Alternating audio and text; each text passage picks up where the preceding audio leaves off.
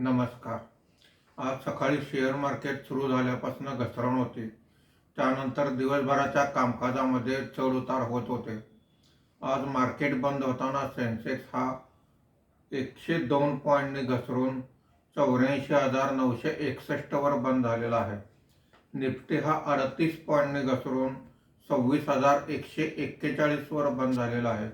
चालू आठवड्यात सलग तिसऱ्या दिवशी निर्देशांकात घसरण झालेली आहे.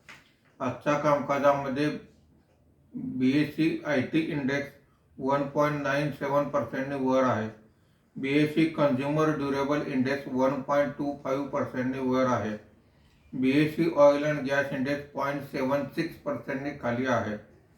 BSE mid cap index 0.47%, BSE small cap index 0.12% वर आहे.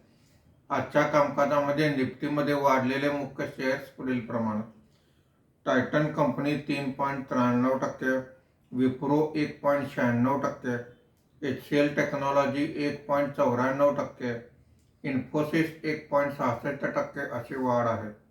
आज निफ्टीमध्ये घसरलेले मुख्य शेअर्स पुढील प्रमाणे: Cipla 4.11%, Maruti Suzuki 2.79%, power grid corporation 1.66%, max healthcare 1.61% अशी घसरण आहे.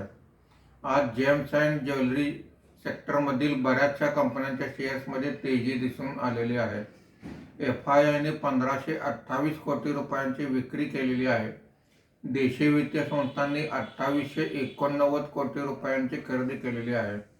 रुपयाच्या दरात 28 पैशाची मजबूती आली असून मार्केट बंद होताना रुपयाचा दर हा ₹89.88 प्रति डॉलर असा होता.